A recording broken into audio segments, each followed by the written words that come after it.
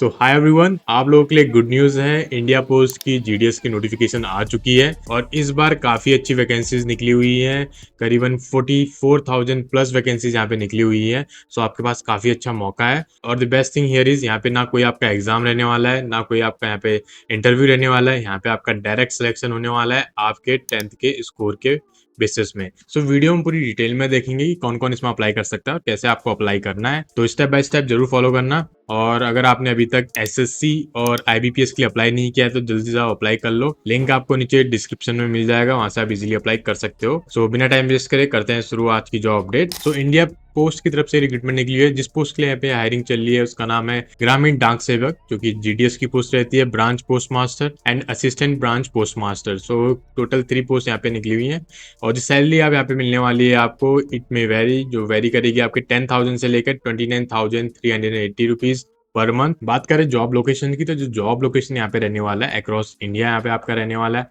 और बैचेस जो इसमें अप्लाई कर सकते हैं, यानी कि कोई भी बैच के कैंडिडेट इसमें अप्लाई कर सकते हैं, यानी कि अगर आप 2024 बैच हैं तब भी आप इसमें एलिजिबल रहने वाले हैं। So total number of vacancies जो यहाँ पे अभी निकली हुई है वो है 44,228 पोस्ट, यानी कि यहाँ पे काफी अच्छी है इस बार वैकेंसीज निकली हुई है कंपेयर टू प्रीवियस ईयर। यहाँ पे करीबन 10,000 प्लस वैकेंसीज यहाँ पे एक्स्ट्रा निकली हुई है इस बार। और जो लास्ट डेट है to apply for this application is 5 August 2024, यानी कि 5 अगस्त से पहले पहले आपको इस पोजीशन के लिए अप्लाई कर लेना है। सो कौन कौन इसमें अप्लाई कर सकता है? सो कोई भी 10th पास इसमें इजीली अप्लाई कर सकता है, भले चाहे आपने 12th पास कर ली हो, पोस्ट ग्रेजुएट हो या आप कोई भी जॉब कर रहे हो, तब भी आप इस पोजीशन के लिए अप्लाई कर सकते हैं on the basis of your 10th mark से। तो आपको बस 10th पास होना जरूरी है इसमें। और जो एज लिमिट यहाँ पे रखा गया है दैट इज 18 टू 40 ईयर्स। ठीक है, जो जनरल कैटेगरी के कैंडिडेट्स हैं उनके लिए जो एज लिमिट यहाँ पे रहने वाला है 18 to 40 years. And other categories के लिए यहाँ पे एज रिलैक्सेशन रहने वाला है, जैसे कि फॉर शेड्यूल कास्ट जो कि SC ST वालों के लिए यहाँ पे 5 साल का यहाँ पे एज रिलैक्सेशन रखा गया है। And for the OBC 3 year.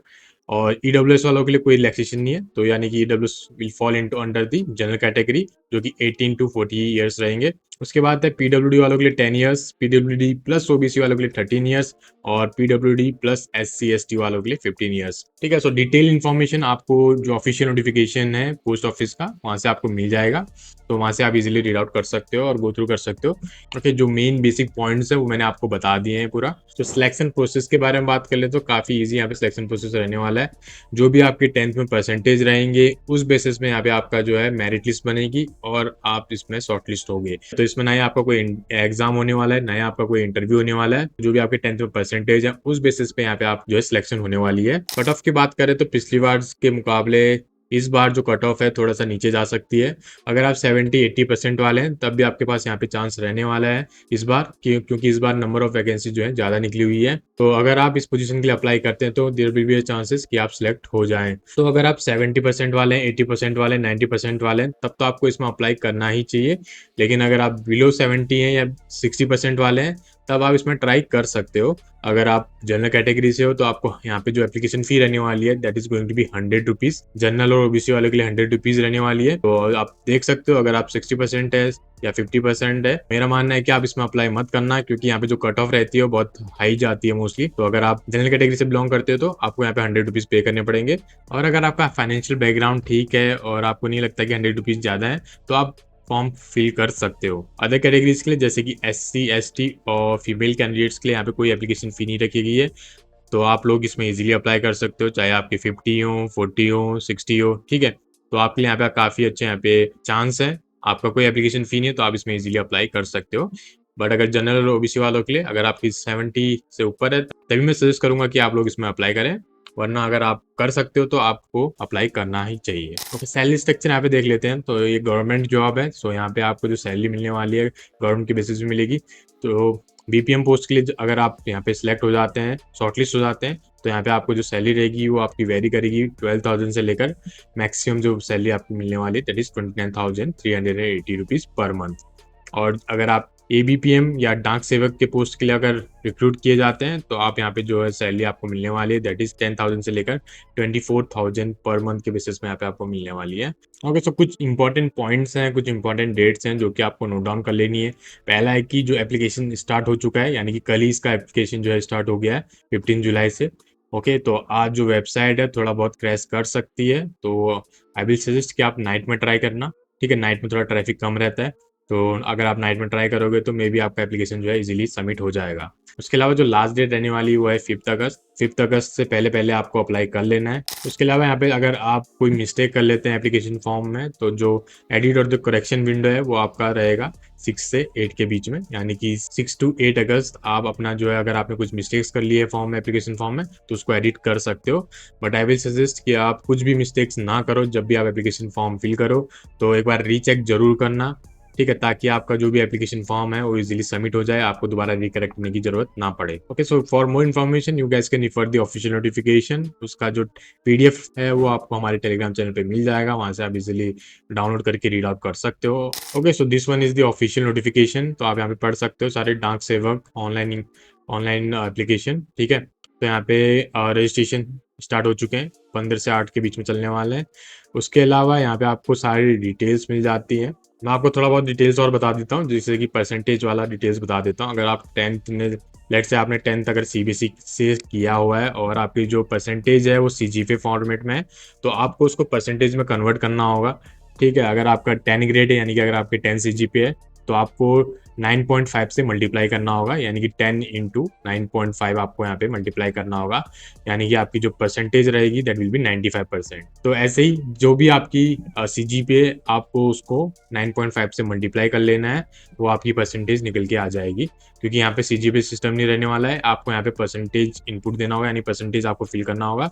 तो अगर आपके सीजीपीए सिस्टम था तो आप 9.5 से यहाँ पे मल्टीप्लाई कर सकते हो, ठीक है। इसमें खाली 10th की रिक्वायरमेंट है, आप ग्रेजुएट हो, अंडर ग्रेजुएट हो, पोस्ट ग्रेजुएट हो, तो उससे कोई मतलब नहीं है, बस आपने 10th करी होनी चाहिए। तो आपने अगर 10th पास किया हुआ है तो आप इसमें अप्लाई कर सकते हो। सो मेन है एज लिमिट, तो यहाँ पे एज लिमिट आपकी 18 से अबव होनी चाहिए और 40 से मिनिमम होनी चाहिए, ठीक है। 18 से 40 के बीच में आपकी एज लिमिट होनी चाहिए, that is the main eligibility criteria here. Okay, so ये था eligibility criteria. So let's see आपको एप्लीकेशन फॉर्म फिल करने से पहले आपके पास क्या क्या डॉक्यूमेंट होने चाहिए, ताकि आप जो एप्लीकेशन फॉर्म है वो अच्छी से फिल कर सकें। तो पहले आपके पास मार्कशीट होना जरूरी है, आपकी 10th की मार्कशीट होना आपके पास जरूरी है, दैट इज कंपलसरी। उसके बाद आइडेंटिटी प्रूफ में आप आधार कार्ड ले लो, ठीक है, आधार कार्ड यहाँ पे मैंडेटरी रहने वाला है। उसके बाद कास्ट सर्टिफिकेट, अगर आप जनरल के अलावा OBC, SC, ST, PWD category से हैं तो आपका यहाँ पे कास्ट सर्टिफिकेट होना जरूरी है। उसके बाद पीडब्ल्यूडी वालों के लिए यहाँ पे पीडब्ल्यूडी सर्टिफिकेट होना जरूरी है। ईडब्ल्यूएस कैटेगरी में अगर आप फॉल करते हैं तो आपके पास ईडब्ल्यूएस वाला सर्टिफिकेट भी होना चाहिए। और यहाँ पे आपके transgender certificate for the transgender people. और उनके बाद है डेट ऑफ बर्थ, अगर आपके पास डेट ऑफ बर्थ डॉक्यूमेंट है तो वेल एंड गुड, वरना आपका 10th मार्कशीट से चल जाएगा, तो आपको अलग से डेट ऑफ बर्थ एक डॉक्यूमेंट बनाने की जरूरत नहीं है। उसके बाद है मेडिकल सर्टिफिकेट, ठीक है, थोड़ा बहुत मेडिकल सर्टिफिकेट रहेंगे और जो कि गवर्नमेंट हॉस्पिटल से आप इजीली कंसीडर कर सकते हो। ये उतना इंपॉर्टेंट नहीं रहता है, मेन आपका रहता है कि ये सारी डिटेल्स, ठीक है, जो जब आप एप्लीकेशन फॉर्म फिल करो। ओके, सो ये सारे जो सर्टिफिकेशन है ये वेरी इंपॉर्टेंट। अगर आप शॉर्टलिस्ट हो जाते हैं तो आपको डायरेक्टली डॉक्यूमेंट वेरिफिकेशन के लिए बुलाया जाएगा, तो आपके पास ये सारे डॉक्यूमेंट होने चाहिए। जब आप एप्लीकेशन फॉर्म फिल कर रहे हो तो आपके पास मार्कशीट होनी चाहिए और आइडेंटिटी प्रूफ के लिए आपके पास अपना आधार कार्ड होना चाहिए। और अगर आप अदर कैटेगरी से अप्लाई कर रहे हैं तो आपके पास कास्ट सर्टिफिकेट भी होना चाहिए, ताकि आपको जो है एज रिलैक्सेशन मिल सके, ठीक है। तो ये 3-4 चीजें जो है मैंडेटरी हैं एप्लीकेशन फॉर्म के लिए। उसके अलावा ये सारी जो अदर डिटेल्स हैं ये आपको तब रिक्वायरमेंट होगी जब आप शॉर्टलिस्ट हो जाता है और आपको डॉक्यूमेंट वेरिफिकेशन के लिए बुलाया जाता है। ओके, तो उसके अलावा जो अदर इंपॉर्टेंट डिटेल्स है, जो मार्कशीट होनी चाहिए आपकी जेपीजी और आईपीजी फॉर्मेट में, आप उसको कन्वर्ट कर लेना, ठीक है, फोटो खींच लेना उसकी। और मेक श्योर जो साइज होना चाहिए 50 केबी से तक होना चाहिए, ठीक है, लेस देन 50 केबी, यानी कि 50 केबी से नीचे होना चाहिए, 50 केबी से ऊपर नहीं होना चाहिए। उसके बाद जो सिग्नेचर है, क्योंकि सिग्नेचर भी आपका वहाँ पे लगेगा, और वहाँ पे आपका 20 केबी से वो नीचे होना चाहिए, ठीक है। तो आपके पास यहाँ पे 2 चीज की रिक्वायरमेंट, एक तो है आपका 10 सर्टिफिकेट प्लस आपका फोटो, ठीक है, जो कि पासपोर्ट साइज फोटो रहने वाली है। उसके बाद सिग्नेचर, ठीक है, सारे के सारे आपको फोटो खींच लेनी है। उसके बाद आपको कन्वर्ट कर लेना है, जो फोटो होना चाहिए आपका पासपोर्ट साइज फोटो 50 केबी से नीचे होना चाहिए, और जो सिग्नेचर होना चाहिए वो 20 केबी से नीचे होना चाहिए। ओके, सो एप्लीकेशन फी के बारे में ऑलरेडी हमने बात कर ली है। 100 रुपीज आपकी एप्लीकेशन फी रहने वाली जनरल कैटेगरी वालों के लिए, जनरल और ओबीसी कैटेगरी, और अदर कैटेगरीज के लिए यहाँ पे फीमेल, एससी, एसटी वालों के लिए और यहाँ पे कोई एप्लीकेशन फी नहीं रखी गई है, तो आप लोग इसमें इजीली फ्री में अप्लाई कर सकते हो। ओके, सो जो बेसिक डिटेल थी वो मैंने आपको बता दी है, जो कि मैंडेटरी है इस पर्टिकुलर जॉब के लिए to apply for this application, ठीक है। तो इसके अलावा आपको कोई ऐसी चीज की रिक्वायरमेंट नहीं रहने वाली है यहाँ पे। So let's see how you can fill out this application form. Link आपको नीचे डिस्क्रिप्शन में मिल जाएगा और कमेंट सेक्शन में मिल जाएगा, वहां से आप इजीली अप्लाई कर सकते हो। Okay, so once you click on the link given the description you will be directed to the jobforfreshers.co.in। Okay, so यहाँ पे आपको सारी डिटेल्स मिल जाती है बहुत ही शॉर्ट और समराइज वे में। तो आपको जो ऑफिशियल नोटिफिकेशन जो कि 30 से 40 पन्नों का है, उसको उतना रीड आउट करने की जरूरत नहीं पड़ेगी। ठीक है, तो आपको सारी डिटेल्स यहाँ पे बहुत ही शॉर्ट और समराइज में मिल जाएगी, तो आप उसको रीड आउट कर सकते हो। सारा चीज़ यहाँ पे दिया गया है। And here when you scroll down, जब आप नीचे स्क्रॉल करोगे तो यहाँ पे दिख जाएगा how to apply for India post office. तो यहाँ पे आपको मिल जाएगा apply link for the post, India post, and just click here to apply for this position. और अगर आपको डेली जॉब अपडेट्स चाहिए तो you guys can also join our Telegram group and WhatsApp group. Okay, so let's fill out this application form. Just click here to apply. You can also directly log into the indiapost.gds.online.gov.in। ठीक है, इसमें भी आप directly log in कर सकते हो। Already अगर आप वीडियो के गो थ्रू हो गए हो तो आपको सारा चीज पता चल गया होगा ऑलरेडी, तो आप डायरेक्टली इंडिया पोस्ट की वेबसाइट पे जाके भी अप्लाई कर सकते हो। यहाँ आपको डिटेल्स दिख रहा होगा, स्टार्ट डेट 15 और लास्ट डेट है आपकी 5 अगस्त। तो नोटिफिकेशन में जाकर आप नोटिफिकेशन भी डाउनलोड कर सकते हैं यहाँ से। उसके अलावा पहले आपको क्या करना है, पहले आपको यहाँ पे रजिस्ट्रेशन कर लेना है। रजिस्ट्रेशन के लिए आपको पहले रजिस्ट्रेशन पे क्लिक करना होगा। रजिस्ट्रेशन फॉर्म फिल करने से पहले मैं बता दूं आपको कि there may be an issue that जब आप यहाँ पे अप्लाई कर रहे हो समटाइम आपको एरर भी दिखने को मिल सकता है, क्योंकि मैक्सिमम नंबर ऑफ कैंडिडेट्स यहाँ पे अप्लाई कर रहे हैं। जो वेबसाइट है वो डाउन भी हो सकती है, तो अगर आपको ऐसा एरर देखने को मिल रहा है तो आप नाइट में ट्राई कर लेना एक बार। तो रजिस्ट्रेशन फॉर्म फिल करने के लिए आपके पास अपना मोबाइल नंबर होना चाहिए, मेल आईडी होना चाहिए, ठीक है, एप्लीकेशन नंबर जो कि आपके 10th पास सर्टिफिकेट में उसमें होना चाहिए, फादर्स नेम जो भी आपके 10th सर्टिफिकेट और मार्कशीट में वही आपका यहाँ पे मेंशन करना है। उसके बाद डेट ऑफ बर्थ जो भी आपके 10th में सर्टिफिकेट में वो आपको यहाँ पे मेंशन करना है। जेंडर यहाँ पे सिलेक्ट कर लेना है, कम्युनिटी यहाँ पे सिलेक्ट कर लेना है, ठीक है, जनरल कैटेगरी और ईडब्ल्यूएस कैटेगरी, और जिस भी कैटेगरी से आप हैं यहाँ पे सिलेक्ट कर लेना। उसके बाद सर्कल, तो जिस सर्कल से आप अप्लाई कर रहे हैं यानी कि आपका जो स्टेट रहेगा आपको यहाँ पे सिलेक्ट कर लेने का है। उसके बाद है year of passing, second year, ठीक है, तो जिस ईयर में आप पास आउट हुए हैं आपको यहाँ पे सिलेक्ट कर लेना है। ठीक है, 2024 बैच वाले भी इसमें एलिजिबल रहने वाले हैं। ठीक है, तो जिस भी ईयर में आपने 10th कंप्लीट करी है तो आप लोग इसमें एलिजिबल रहने वाले हैं।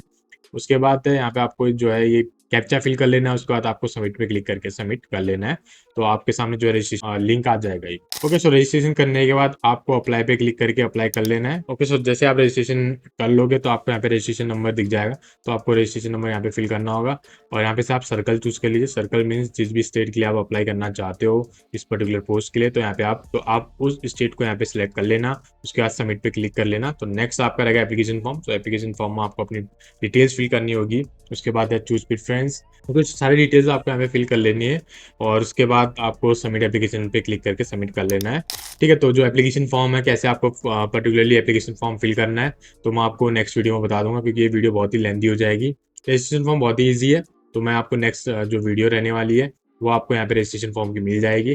ठीक है, तो पूरा डिटेल में देखेंगे कि हमने कैसे रजिस्ट्रेशन करना है, आपको पूरा फिल करके बताऊंगा। ओके, एंड अगर आप खुद से ट्राई कर रहे हो तो अगर आपको कोई इशू आता है तो एप्लीकेशन फॉर्म फिल करने में, तो आप मुझे कमेंट करके बता सकते हो।